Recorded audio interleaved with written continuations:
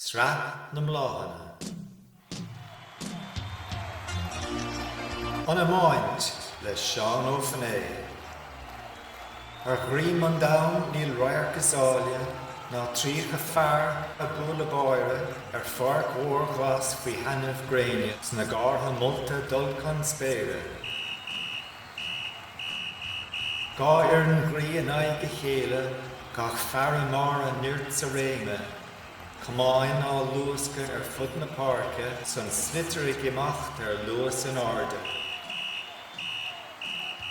An tríocha fearr a rith sa léimnach, builí á múla le nearts le héifach. Hapúlacht cosise is ilteocht láimhe ar ghriam an dam níl riachtas áil.